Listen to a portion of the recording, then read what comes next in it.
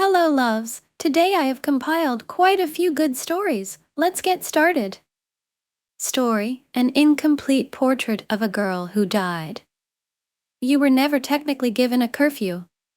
You always hated leaving the house, and your mom said this is why you instead had outside hours. So, at 16, when you come home at 3 in the morning, you're surprised to see light pouring out upstairs from the kitchen. A sign she's waiting up. You told her you were going to a bonfire and you likely wouldn't be back until after 2 because your friend would need to sober up to drive you home. Normally this would have placated your mom, but there she is, waiting for you. You suddenly feel elated, and this time it's not just because you're high. You're actually eager for a conversation with your mom, even if she's clearly gearing up to lecture you. You walk upstairs to the kitchen. She's at the table, eyeing you warrily. A robe thrown over her pajamas, and her curls spilling messily over her shoulders. Her hair is rarely unstraightened, and you feel closer to her when she leaves it be. So? She asks while you get a glass of water. What? She shakes her head at you and pulls a sour face as if you should know what she means. Did you get my text? Your heart rolls roaring thunder. Every fight mom picks is to the death. It's exhilarating. You never know what's going to be pulled out of you, or what you're going to get from her. Sometimes it's even a little funny, but only to the two of you. You pad your hoodie down. It's winter and you probably need a real coat, but you haven't earned enough from babysitting to buy one yet. Your phone is an ice block in your pocket and you're completely unsurprised that it's dead. Sorry, you shrug at her, phone died. She pouts, and you're confused. She sighs and tightens her robe as you deflate. I asked you to get me Oreos and Pepsi. I was really looking forward to it. She doesn't have anything else to say to you. She goes down to the garage for a smoke.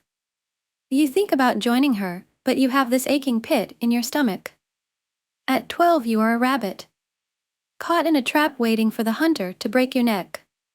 Your eyes are wild. Your eyes are dead. Your grandfather's heart underneath you is almost as frantic as your own. His head turned towards the television. You look at your grandmother lying next to him, and she looks right back at you. Her mouth is a tight line and her eyes are wet. You try to press your thoughts, mostly pleas to get you out of here, into her head. Herman. Your grandmother says with her voice soft and her eyes wandering to his hand at the small of your back. It's time for bed. The next morning he teaches you to shoot. You are surprised by the feel of the gun. Warm as a baby bird and heavy as a stone. It strains your arms and you can't escape the thought that this was made to kill someone. You think of how a bullet rips through flesh when you're eyeing the paper target. You don't want to be here or do this, but what you want hardly matters. When you pull the trigger, the gun kicks back, the sound snaps your ears, your heart beats its fists against your chest, and you miss the fucking shot. You cry. Grandfather says you are weak. You try to breathe, even out, but your eyes wander to the treeline and you cry so hard your throat is raw. You are 5 and your great cousin Michael wraps duct tape around your wrists. He is quiet, intense, and almost reverent in his task. His pale cheeks flushed, watery blue eyes screwed in concentration, and the white blonde hairs on his arms stand up. It's the first time in a couple days you've had someone this focused on you. You watch the motions when you can no longer look at his face. The few glimpses you got were so different from how he usually is. Gone the impish mask of childhood and fixed the stare of a man attempting to break through a 10-year-old. You and he are one in the same. Cycling through your ages the way other children cycle through their moods. You don't say anything, and neither does your great aunt when she opens the car door with a bag of dog food balanced on her hip.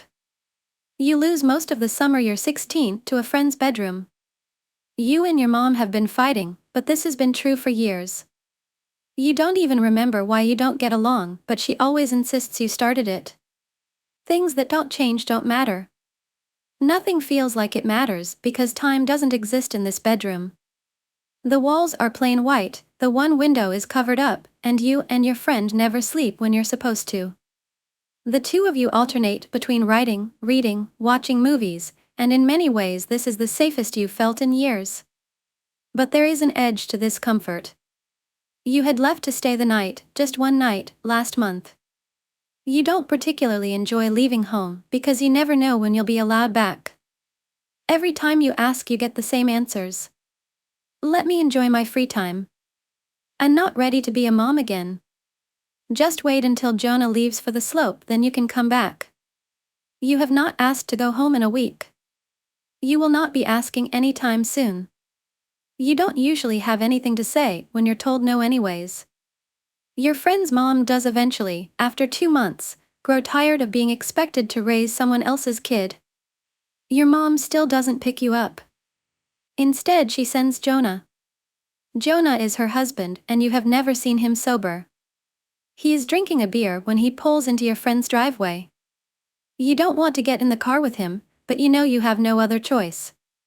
Your mom was pretty clear that if you don't get in the car with him, you'll have to figure out your own place to sleep or ride home. It feels like a test. Jonah decides to spend the car ride drinking and talking about how much your mom loves you and your younger sibling. Every adult in your life feels the need to remind you of this, and it gets less convincing every time. Jonah doesn't even seem to believe it himself because he suddenly lurches into a new conversation about parents and disappointment and how in the end we fall into certain patterns. For him, it was consuming anything in sight that could take him out of his head. He tells you he doesn't want you to go there. Your stomach aches thinking about the things you've already done. You wonder which part of the car you'll be sitting in at his age. 9-year-olds are not supposed to want to die. You know this because your mom told you that was the age when she first had suicidal thoughts. You know this because now you are 9 and you fantasize about death almost every day. You were told by the school to see a therapist even though you never admitted your thoughts to anyone. Your mom doesn't like your therapist. Your mom says she is delusional and focuses too much on your mom and not enough on the absence of your biological father. After every session, your mom rants on and on about how this woman can't know you, doesn't have the facilities to help you, and will make you worse than you already are. Privately, you think that you enjoy seeing your therapist because every time you see her there is 1 hour of your day just about you. You only get it once a week, and for a while you enjoy it. But when you start to feel close to her, something strange happens. She sees you off like she always does, and your stomach drops. Your brain forces a horrifying thought that this is all a ruse, an excuse to touch you, and as you turn away in shame, you simultaneously cycle through images of her touching you. You ask your mom to stop seeing your therapist. Every reason you give is something your mom said. She is so triumphant it makes your throat tight. You can't remember anyone else touching you before, but you are so certain it will happen again. 16 is the first time you get drunk. You are stranded in your friend's room and still about a month away from going home. You're not worried about being drunk around your friend. You are worried about your thoughts. Vaults in your mind groan against the memories locked away in them. They feel ancient and forbidden, yawning and exhausted from the effort of withholding. You can pick apart different sections of your early childhood memories. Things that had not been accessible to you at home, where you are always worried or angry or hurt. None of them make sense. Each of them is behind a camcorder lens that makes them feel unreal. You remember watching Power Rangers after daycare at a friend's house. The bonfire your great-aunt made to melt all of your cousin's treasures that were too similar to witchcraft. Cheyenne. Herman. Michael. It takes so many sips before you feel drunk. Before those memories slip into the tightly locked vaults you keep in your head. There is no freedom, but there is some strange emptiness, and that alone brings you so much relief. I don't like being alone with him. You say at 5 years old one night over the fire, while your mom and your great-aunt and uncle balance stemless wine glasses on the arms of their camping chairs. You are of course talking about your grandfather, who is not really your grandfather. It's the touching, right? Asks your cousin, Michael, the blonde one. His expression urges you to continue. Every adult circled around the fire goes still except your mom. Your great uncle, your great aunt, and your uncle's faces harden under the warm glow. The only one here with any blood relation to you is your mother, and on some level you're aware that she sets the tone for how they all respond to you. The sun hovers over you, and your other brunette cousin pokes at the fire with sharp sticks. The lake shimmers in the distance and the trees whistle in the wind. Your blonde cousin stares at you from over the fire. He is thinner, paler, perceived more feminine than the other, and his watery blue eyes twinkle with a recognition that makes you uncomfortable. Yeah. You admit softly, and your entire body tenses when your mom's cackle echoes off the trees. She stares right at you. Her face twists between agony and joy and anger. Her cheeks in the full blush of booze and her eyes alight with a mischief that almost seems innocent. In these moments she's much more child than mother, and you know without knowing that she's not seeing you. Well, Herman does like M. Young. Cheyenne, your great aunt's face is strained and her voice is soft. It's true. Your mom spins and rounds to your uncle. He loses interest when they hit puberty. She says something else, and no matter when you try to recount it, the moment is lost. Your great aunt tries to shush your mom and your uncle walks away without saying a word. Your mom needs to be consoled, and if you speak now you're just taking another thing away from her. In between your great aunt and uncle's home and your grandparents' home is a stretch of woods. They made a path illuminated by Christmas lights. At night you dream of this stretch. The branches reach out and whip across your face, the roots come up and trip you as you try to make your escape, and every time you try to get up the world spins and spins and spins until you fall back down. You hear beasts growling in the woods and you feel teeth close around your ankles and you try to scream but nothing comes out. You have this dream until you're 27 years old. Story: what the hell happened? I hate him and everything about him. My day is instantly ruined when I remember that he's still alive.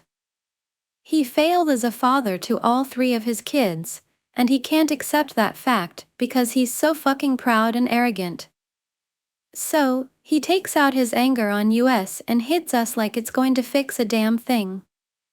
All this money and respect he's boasting about having is going to mean nothing when he's dead, which is soon, hopefully. He thinks what he's doing is correcting me or disciplining me, but he's only creating an enemy out of his own fucking daughter. And that's embarrassing. He's so used to everyone around him following him like fucking dogs that he can't stand it when there is someone who does not need him at all. He fucked up with my older sister, so they don't speak now. He's fucking up with my older brother and doesn't allow my brother to pick my side because he's so fucking insecure about someone being sick of his shit. But my brother will eventually get older, he will no longer need to follow his commands, and he will get married, have kids, and will cut contact. Guess who's gonna be left to turn to? That's right. Me. It's all tracing back to me, but he thinks I'm just a stupid child who has no idea what the fuck I'm doing and will eventually crawl back. I've crawled back long enough. I've tolerated his bullshit for so long, but this is the fucking last straw. I will grow up to be better than him, I will study harder, top classes, get an elite job, all in the name of shaming him. I will embarrass him so badly. His own daughter growing up to be a better person than he ever was and ever will be. He simply cannot stand the fact that the world does not revolve around him and that nobody is going to live to his point of view. He didn't make me, he's not the leader of anyone, he's not the president. Even the president doesn't get people to follow his point of view. Laws exist, but so do criminals. My point is, he's not important. Whether he likes it or not, he's just another hunk and waste of skin and bones, a useless piece of God's energy and time. I will sculpt the best life possible, just to make him eat his disgusting words. I'm planning to cut him off once I head off to college in a different country. I won't even tell him I'm going. I will make sure nobody tells him I'm going. I don't want him at any of my graduations, birthdays, wedding. Fuck, I don't even want him at my funeral if I were to die before him. I'm using my whole life as a vengeance plan to fucking destroy him. Karma is real, and it is coming in the form of his own daughter. Story: my mom exploited me for almost 10 years. When I was 14, I went to live with my dad who lived in North Carolina. I would only visit him for summers, but one summer when I was 14, I got beat up by my mom over eating the last fruit snacks. She was having a hard time with her baby daddy in jail, and she, I guess, took it out on me. She kicked me in my stomach a few times, and the next day, I went to my therapist as usual and confessed. When I got in the car, the therapist told my mom, and she got pissed because Child Protective Services were involved now. She called my dad and told him to pick me up immediately. So, of course, he packed up his 2 kids and his wife and drove 10 hours from Charlotte, North Carolina to Detroit, Michigan. He had done this drive many times, so he could get there even faster now. My mom told my dad what happened and told him to keep me for the summer. My dad ignored that and took advantage of the situation. He took me to this place, which I'm guessing was where the social workers were, and had me repeat the story to them. The next thing I know, I'm in North Carolina longer than the summer, and I began to be homeschooled by my stepmom. My mom was pissed I didn't come back, but I thought it was the right thing to do so my mom's other kids wouldn't be caught up in the system. If I was gone, they should be safe, right? So I stayed and was homeschooled for my high school years. Since I wasn't up to speed on the grade level I should have been, my stepmom decided that I repeat my 9th grade with her again. Throughout that time of being homeschooled, she barely taught me. I feel she had the intention to but didn't. My brother, who was under 10 years, and I would sit in the apartment all the time doing nothing but watching TV and going to church events. She would have us go to this homeschool event for speech and debate, but it wasn't much. I didn't have any social life or friends. I didn't really see anyone or do anything unless it was people at church or church events. But I did tap into my creativity there. I was painting nice canvases, drawing more than I ever knew I could, and writing books that I eventually published years later when I was an adult. Anyways, I always felt as if my stepmom didn't like me. She always had comments like, "You remind me of your mother." At the time, I didn't know my mom had done really bad things to her, so as a kid, I was confused and felt odd. I eventually spoke up to my dad one day about it, and he didn't believe she wasn't teaching me. So one day, I got tired of feeling so left out of the family and called my mom and decided to run away. Basically, I took a Greyhound bus back to Detroit. I was 17. That was when I was in 11th grade. So I stayed there for 2 years for 9th and 10th grade. By the time summer was over, I felt a shock that I hadn't been to school in a few years, and I didn't pass or know anything. My stepmom made up transcripts to get me into my 11th grade classes. She made up 9th and 10th grade, so I was jumping into 11th grade lost. Then, I didn't know how to make friends. I was an easy target to get bullied for being weird. That's when I started to try to commit suicide. I wanted to be normal so bad, and I felt so weird not being normal that I got so depressed. I had a good 10 attempts and was hospitalized for each one. I struggled with passing my classes, got bullied by coaches and students, which made me suicidal and hospitalized. They falsely diagnosed me with schizophrenia, bipolar disorder, and a good for more mental disabilities. I was taking 10 to 15 pills per day, giving me bad side effects like drooling. I looked like a drug addict. I ended up going back to being homeschooled my last few months of high school and thankfully graduated. She didn't allow my dad to attend my graduation because she felt it was messed up what my stepmom did. My mom decided to put me in the system so she could be paid as a caregiver for me. I was fine, though. I wasn't truly sick, just depressed, so I never understood why she did that. Now, I'm on disability, and the state is paying for this company to fund her to take care of me. She put a guardian over me who was my aunt, and from there, she would get raises over the 9 years she worked for me as my caregiver. For 9 years, I would ask her every so often if I could work. She would tell me, let me figure it out and save. Keep in mind, she was getting paid well. She didn't give me any money, but she started to get greedy and wanted other people to work for me too, so she would hire my cousins and her boyfriends, and they would split the checks and give the other half to her. I never got a penny. By now, I was like 20 to 25 years old, and I never understood any of this. I just trusted my mama. I thought I was disabled by then and felt my purpose in life was to fund hers. She would call me high functioning and take me to workshops for people with disabilities. They would question me, thinking I worked there because I looked normal.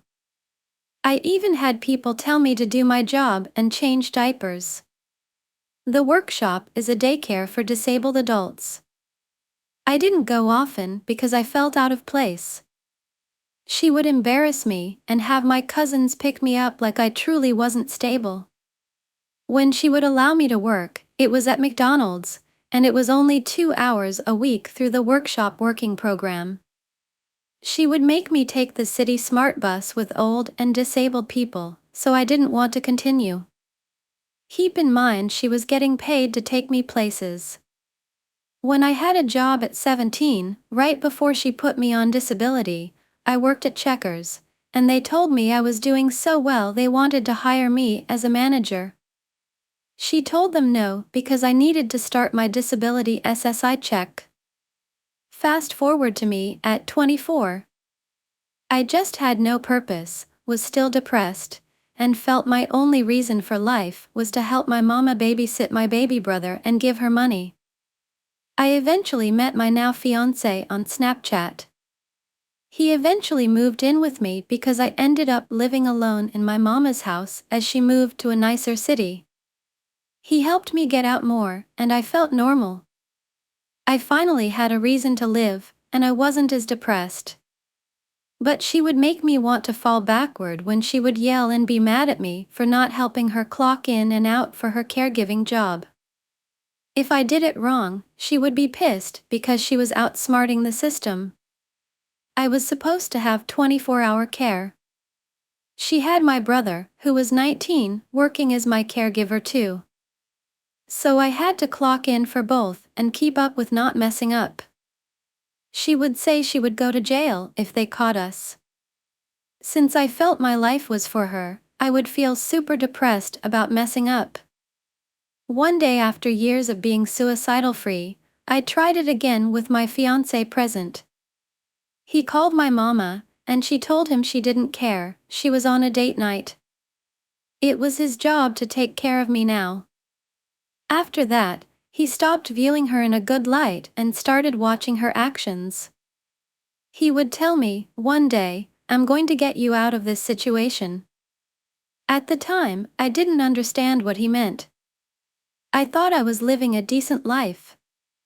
I thought the things I craved weren't real for me. To make the story shorter, years later, my mama forced me on a trip with her.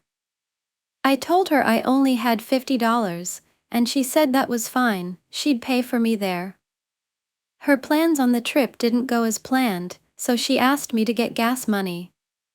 I told her I didn't want to because that was all my money. She got mad, tossed my phone, and started to beat me again, also throwing a chair over my back and head multiple times, repeating how she hates me and that I'm not her daughter. She went on with cruel, unnecessary words. Keep in mind, I hadn't said a thing or touched her. I was in shock. She then said she was going to call the police and lock me up in a mental hospital because I'm suicidal. I was confused, but I finally snapped out of it and realized she never had any pure intentions for me. She then said I needed to get out of her house when we got back home. So I called my fiancé, asked him to buy me a plane ticket, and I flew back home. I called my social worker and told her about the situation. I just left out the part where she was beating me because I didn't want her in trouble. My fiancé and I packed our bags with my dog and we began living homeless. In the process of 2 weeks living in the van, she called my doctors to try to get emergency custody over me and told everyone I was trying to kill myself and having a schizophrenic episode. Turns out, she didn't want me to leave her because she was not going to get paid. Story: Breaking the Chains. In a quiet suburban neighborhood, there lived a woman named Sarah. To the outside world, Sarah had a perfect life, a loving husband, James, and 2 beautiful children. However, behind the closed doors of their immaculate home, Sarah's life was anything but perfect. James had a temper. What started as small outbursts of anger gradually escalated into verbal abuse, and eventually, physical violence. Sarah lived in constant fear, trying to shield her children from the horrors of their father's wrath. She often found herself making excuses for James's behavior, hoping that one day he would change. One evening, after an argument about a trivial matter, James's anger boiled over. He struck Sarah, leaving her with a swollen eye and bruises on her arms. As she lay on the floor, a wave of despair washed over her. She realized that this could not go on. She needed to protect herself and her children. The next day, Sarah mustered the courage to visit a local women's shelter.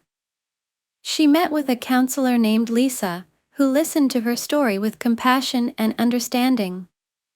Lisa explained the cycle of abuse and assured Sarah that she was not alone. With Lisa's help, Sarah devised a plan to leave James safely. That night, after James had fallen asleep, Sarah quietly packed a few belongings and woke her children. They tiptoed out of the house and drove to the shelter, where they were welcomed with open arms. For the first time in years, Sarah felt a glimmer of hope. At the shelter, Sarah and her children found solace and support. The other women there shared their stories, and Sarah realized she was part of a community of survivors. With the help of the shelter staff, she began the process of rebuilding her life. She filed for a restraining order against James and started attending therapy sessions to heal from the trauma. Sarah also enrolled in a job training program offered by the shelter. She had always dreamed of becoming a nurse, and now she saw a chance to make that dream a reality. With determination and hard work, Sarah completed her training and secured a job at a local hospital. The children, too, began to thrive in the new environment. Free from the constant fear and tension, they excelled in school and made new friends. Sarah saw the light return to their eyes and knew she had made the right decision. Months turned into years, and Sarah's life transformed completely. She and her children moved into their own apartment, a place filled with love and laughter. Sarah continued her education, eventually becoming a registered nurse. She found fulfillment in helping others, using her experiences to connect with patients who had endured similar struggles. James, meanwhile, faced the consequences of his actions. The restraining order kept him away from Sarah and the children, and he was required to attend anger management classes. Over time, he began to understand the gravity of his behavior, but it was too late to undo the damage he had caused. Sarah's journey was not easy. She faced many challenges and moments of doubt, but she never gave up. With each step forward, she grew stronger and more resilient. She became an advocate for domestic violence survivors, sharing her story to inspire others to break free from the chains of abuse. In the end, Sarah's courage and determination not only saved her life, but also set an example for her children and countless others. Her story became a beacon of hope, a testament to the strength of the human spirit and the possibility of a brighter future, free from fear and violence. Story: Why are adults unkind to children that come from disadvantaged families? I grew up in a dysfunctional family, to say the least. Family violence, perpetrated by both my parents to each other and towards the children, and my oldest brother was very violent with the other siblings too. The abuse was mostly physical, verbal/psychological, but also some of my siblings were sexually molested by a friend of the family. There was also a vast amount of neglect. I broke my arm and my parents didn't take me to the hospital for weeks, never went to the dentist, didn't even go to school from grade 2 onwards. Often there were times where there wasn't enough food to eat, and because we had to rely on tank water, there were periods of time where we wouldn't have money to get water carted in, so there wouldn't be any water to shower or flush the toilet with. My mom was a victim of abuse from my father on more occasions than I can actually remember, including an attempt of strangulation to the point of unconsciousness that I witnessed. He told me that was in your honor after my mom had accused him of sexually molesting me. He also attacked her so severely on one occasion while pregnant that it resulted in a stillbirth. My dad is a piece of shit. From what I understand, he grew up in a daily unstable environment, but as an adult I cannot accept that he didn't have the capacity to change and that it was solely generational trauma he was passing down. He chose to be the way he was and took no steps to attempt to change. My mom, without a shadow of a doubt, has an undiagnosed mental illness. She is a compulsive liar. She'd make up anything that would get people to give her things/sympathy. She was a drug addict, addicted to any legal opioid she could get her hands on. This was mostly medication such as paracetamol, codeine, or just straight-up codeine when it was available to purchase OTC. She'd pharmacy hop daily, and there were a few pharmacists that she knew so well she'd send different siblings in with notes to purchase medication for her. She treated most of her kids, some she treated better, worse than I'd treat my enemy. She called me little bitch from the age of 3, possibly younger, but obviously I can't remember. She would let me know I was far less attractive than my other sisters, and also would make comments about my legs and how fat they were despite never actually being overweight. Anyway, I could go on, but you get the idea. I don't know why, but recently I've been having a lot of random memories from my childhood pop up. Not just of awful things my parents did to us, but of those people outside the family would treat us. I remember when the two main pharmacies cottoned on to the fact my mom was buying codeine in large quantities from both. The pharmacist screamed at me, a little 12 years old, walking in with a note written by my mother, who I was terrified of, about how he knew that mom was pharmacy hopping and that he wouldn't serve us again. He did this in front of other customers, small town, so people that I'd encountered before, and made me feel so disgusted and ashamed of myself.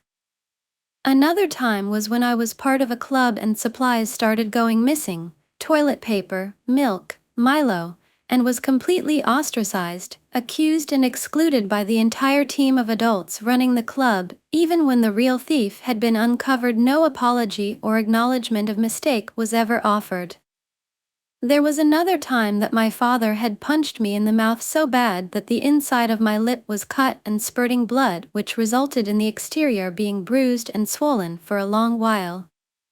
Shop attendants in the town were very rude to me during the time while my lip was stuffed up. These are just a few examples of many. I would like to add that I don't believe I was an awful child.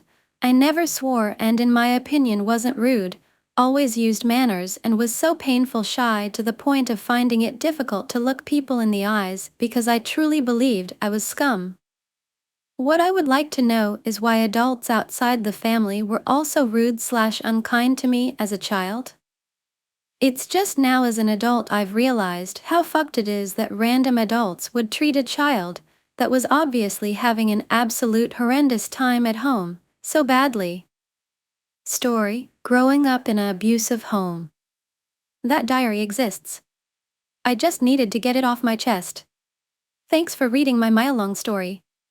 I don't need any more drama.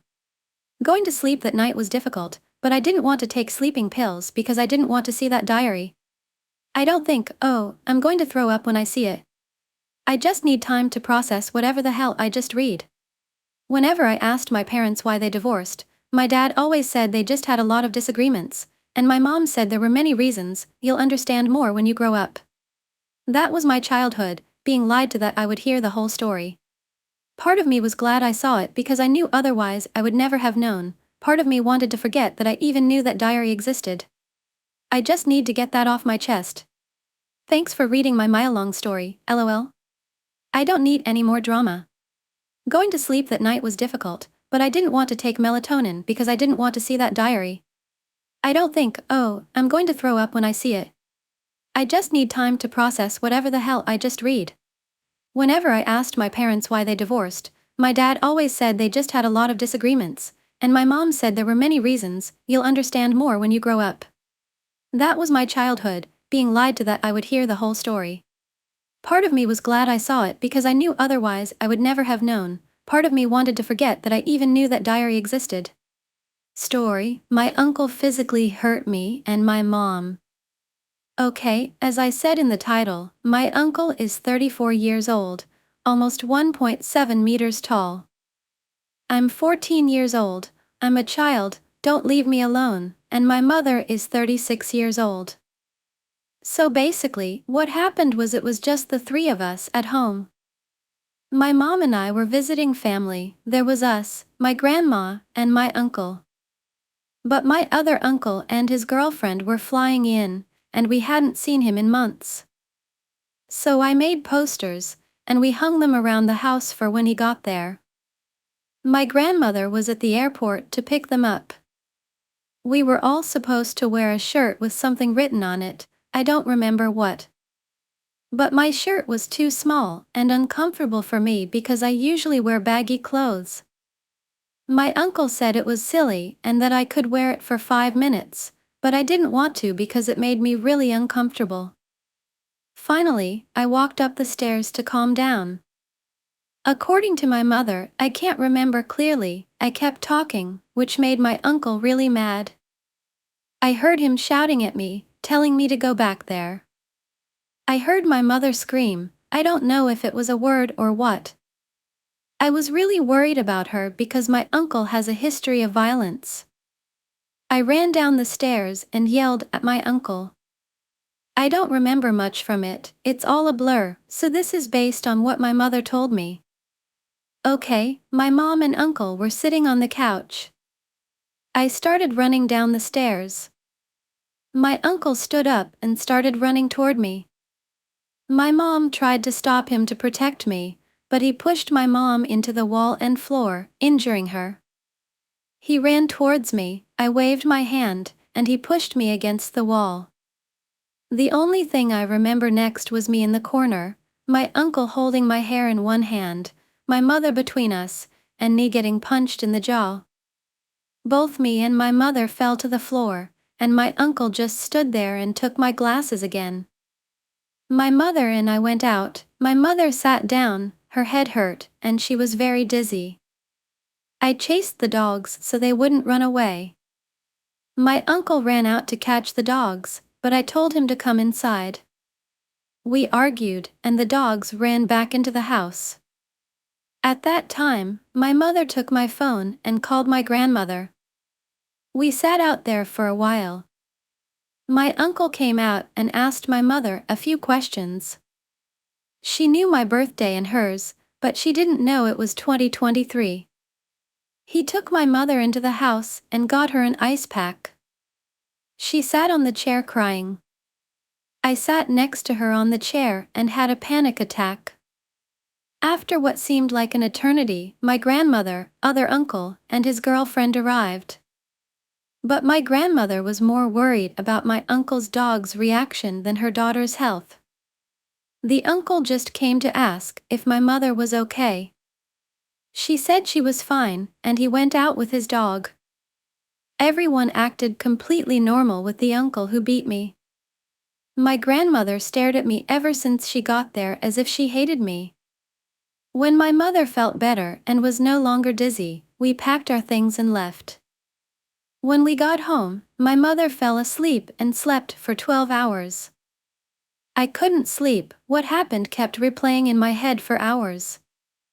I finally fell asleep because I had only slept 2 hours the night before.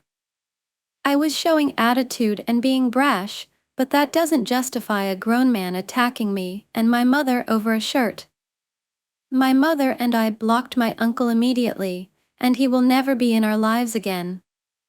My mom wanted to keep in touch with my grandmother for a bit, but when I woke up, my mom told me she was blocked.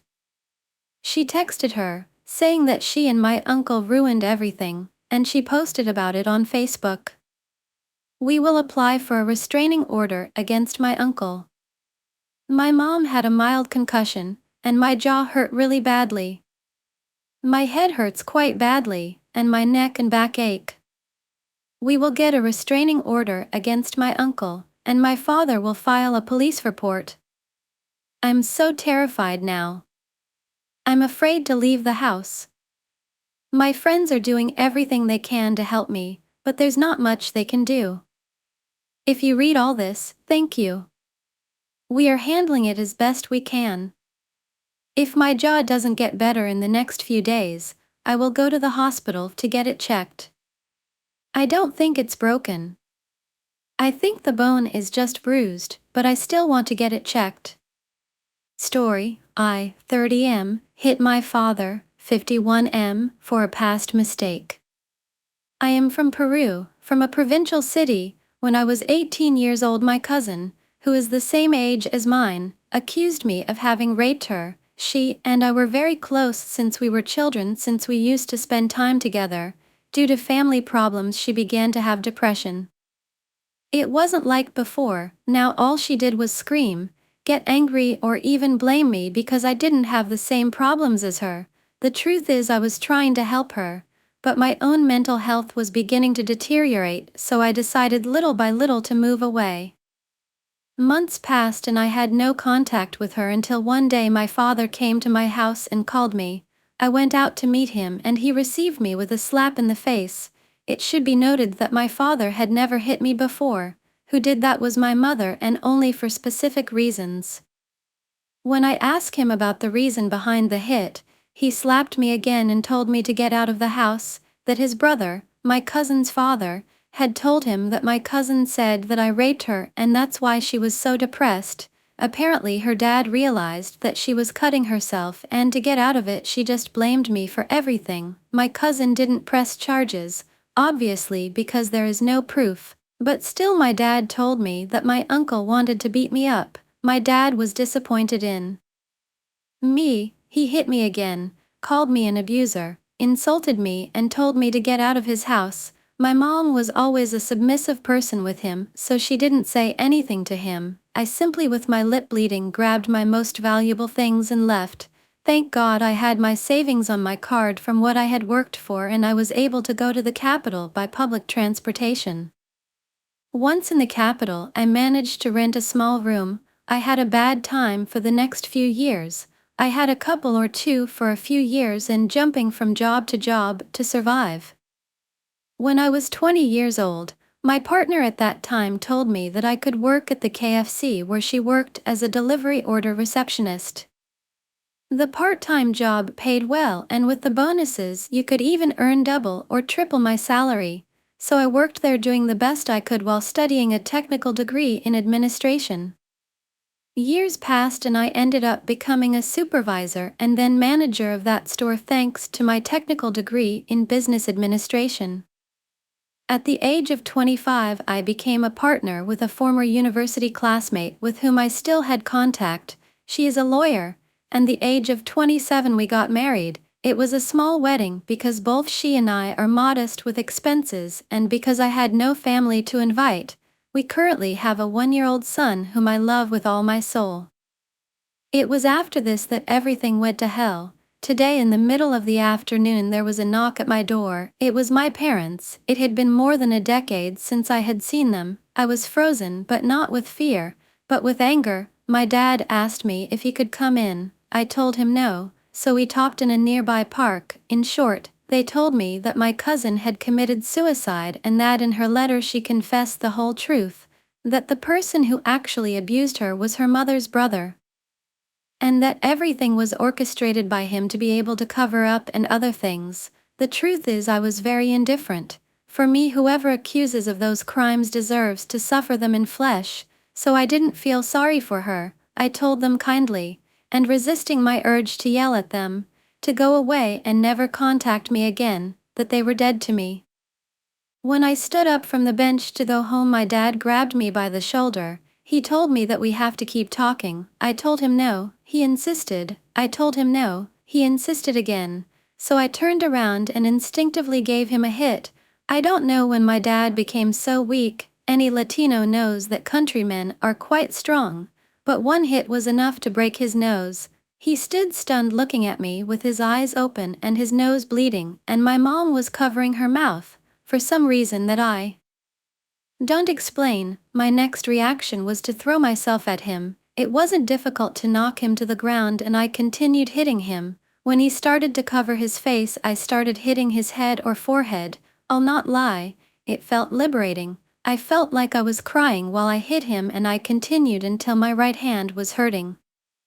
My mother stood still. For some reason she didn't do anything. She just stood there watching and crying. By that time it was already night, and in our area it was difficult to find people on the street, even less so considering that today there is a soccer game. My mom helped my dad and took a taxi. She didn't say anything to me. She didn't scream. She just cried, and as soon as she grabbed my dad she ran away. I'm not lying. If she had tried to intervene, maybe she would have gotten the same treatment.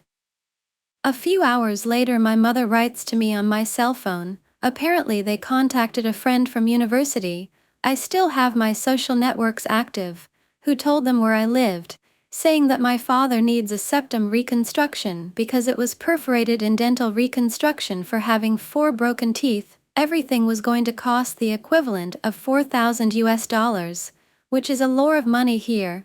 Not a fortune, but it's a lot.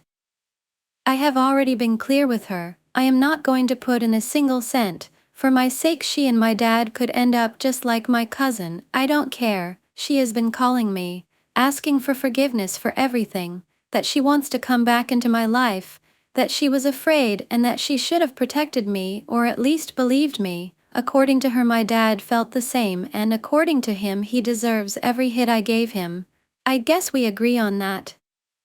I told my wife everything. She already knew what happened in the past with my parents. She just told me that she understood, that, according to what I told her, my father died when he kicked me out of his house, so who did I hit was just a stranger with his face. I found her comparison funny and I agreed with her. She told me that if they tried legal measures we would simply say that it was in self-defense. A law was recently passed in which lethal force can even be used when it's about self-defense, so if something happens to him we can rely on that. Right now I'm glad I have a lawyer wife. I can't help but feel more liberated after this. My parents aren't poor, so I know they'll get the money for the operation. I hope they just aren't idiots enough to come back to my house. This is my home now, and if I have to beat them both to get the hell out of my life, I will. At the end of the day, they are the ones who started all this. I was just defending myself.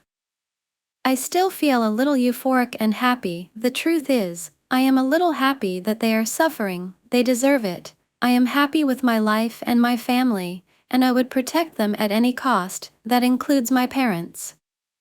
I needed to get this off my chest somehow, so I'm writing this to release it. Somehow telling it all has made me feel better. Story: A Brother's Silent Cry.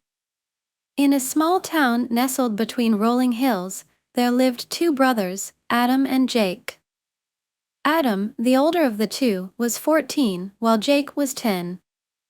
They lived with their mother, Laura, and their stepfather, Paul, in a modest house at the end of a quiet street.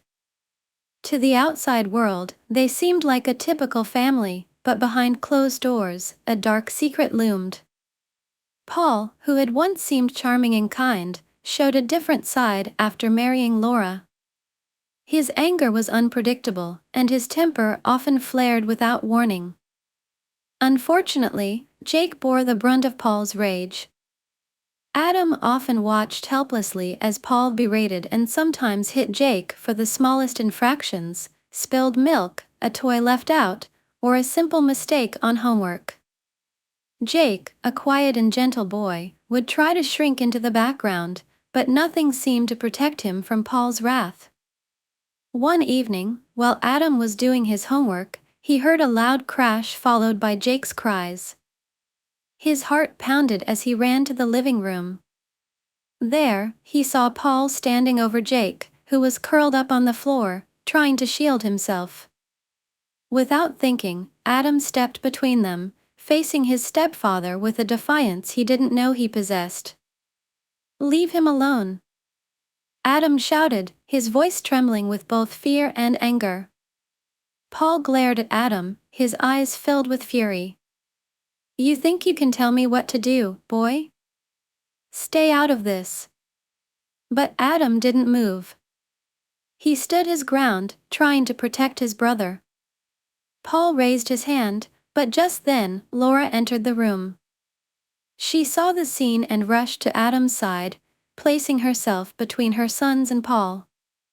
"That's enough, Paul," Laura yelled, her voice steady and resolute. "You need to leave. Now."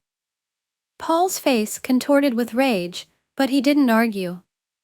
He stormed out of the house, slamming the door behind him.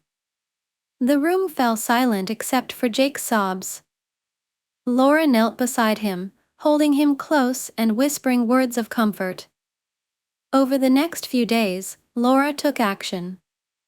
She filed a restraining order against Paul and sought help from a local domestic violence support group. She realized that she had to protect her children and herself from the man she once thought she knew. Laura and the boys moved into a shelter temporarily, where they received counseling and support. Adam was grateful for the change but still worried about Jake, who had become even quieter and more withdrawn. One day, a counselor named Mrs. Thompson sat with Adam and Jake for a session. She encouraged Jake to express his feelings, but he remained silent.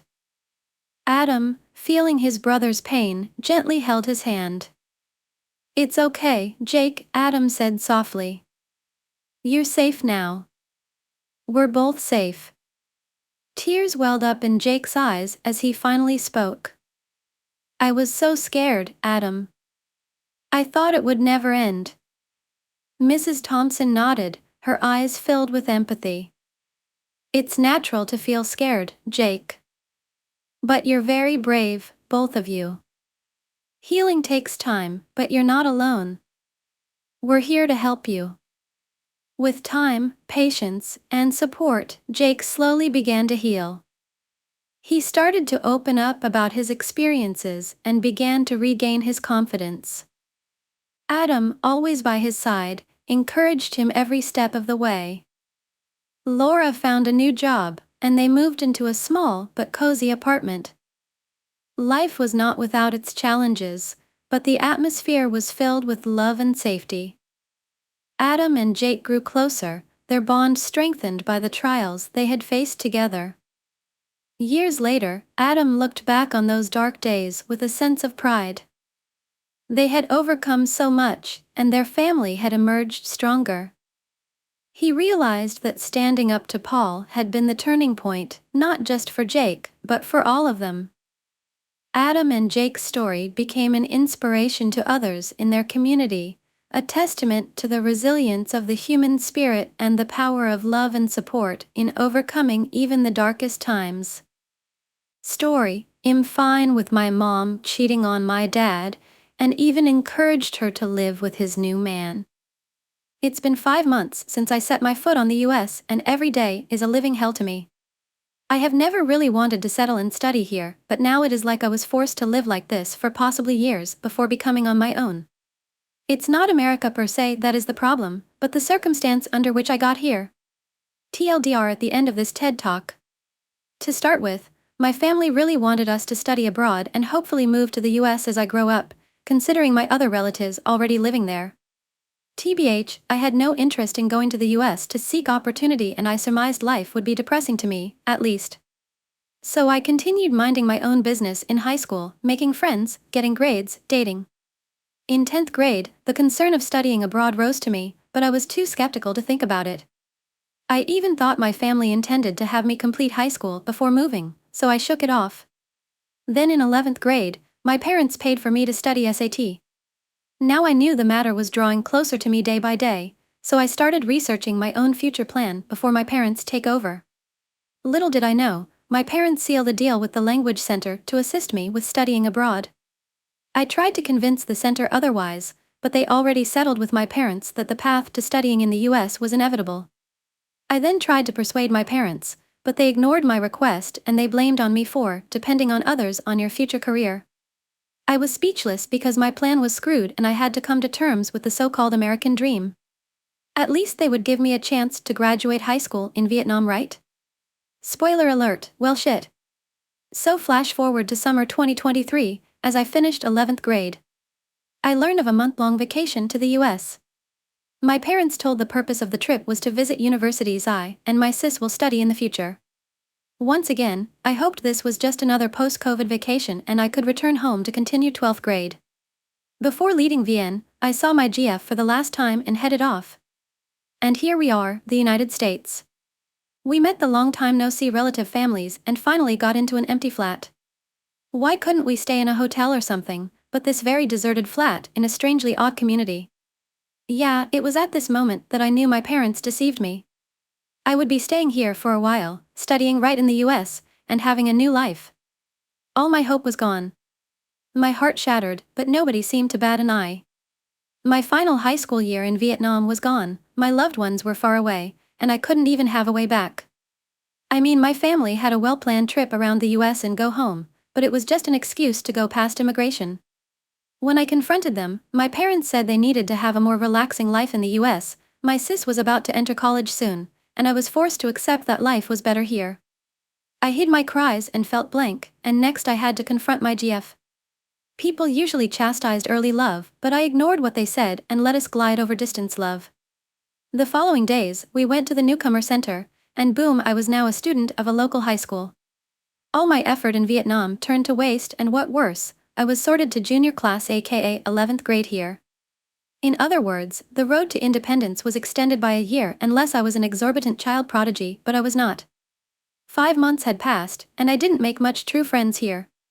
My contact in Vietnam was now only my GF, and we had frequent arguments, but in the end we deeply missed each other. I suffered from day-to-day depression, because I felt lonely. The other people in my family kept praising the US, but I felt sick of it because of absurd culture shock and I couldn't forgive them for deceiving me. Now my future plan was vague, and I had constant suicidal thought, but the worst part was I couldn't tell my parents how I felt. They just kept bringing up valid arguments to shut me up. I hated being forced to love American life. I know there are difficulties and setbacks in Vietnam, but I don't have the choice to choose my path. Money does not give happiness, and I'm afraid nobody's on my side. Anyways, what I want to do now is to just proceed on living like this for a while, then I could devise another plan and execute it right away. I want to escape the dependency on my family and live on my own by being the best I could be, whatever the career I choose. I would take my naivety as a lesson to be able to decide things on my own, but everything seems to be unstable for me right now. In the end, I miss my home country, my loved one, and I want to leave the US immediately. There's nothing in the US that would keep me back, even money. That's the story I want to tell today. Thanks for reading. Story: abusive parent, toxic family, and high expectations, which makes me suffer endless even after being miles away. Currently, I am a 21-year-old student. I had to think of a way to escape my father because the abuse had been going on for a long time and no one in my family knew about it. I decided to study abroad because I thought it was the only way to escape, even if only for a short time. This was a decision I regretted because I was struggling in the classes of a course I didn't like at all, archaeology, which is not popular in my country, and I had to convince my family to take it. Study abroad. My parents also expected me to be the best and smartest student in the class. Since I was little, they always wanted me to study well and be smart. If my scores were bad, they would repeat that over and over again, and even if I got good scores, they still saw that they weren't perfect. They compare me with my smart friends and say I'm lazy and useless. They also forced me to study what they wanted after class 10. When I finished my studies, they put me in an engineering field that I begged them not to choose. I failed my classes and kept it a secret until a professor told my dad everything. Things got worse and I had to beg them to let me study another major, and finally they agreed to let me study history. After a year I endured in engineering. My grades dropped dramatically in 10th grade, which is when I realized I was being abused by my father. I hate it, I feel disgusting. I had to pretend everything was fine at school and at home. No one knew. I didn't dare tell my friends because I was afraid they would consider me dirty. I couldn't sleep without locking the door because I was afraid he would do something. I always have to keep an eye on where he is, or I will lose control for fear of what he will do when no one is there. I try to stay near or around other family members. I'm very afraid of him. Even now, I still feel like he is watching me and sometimes touching me even though I am thousands of miles away from him, which makes me always in a state of tension and unable to concentrate, happy or even relaxing. All my favorite things like books, reading time, and car rides were ruined because he did something there, and I felt like all the things I loved were tainted. Plus, my father has an influential job, so I couldn't seek help legally or from any organization back home. My family also moved many times, so I always had difficulty making friends. I rarely talked to others. To add salt to the wound, they let my younger brother do whatever he wanted. He played cricket and was very serious about it. They let him choose easy subjects for higher classes and the course he wanted for college, while I had to give up badminton, which I had played for 7 years in 10th standard. Because I'm not good at studying.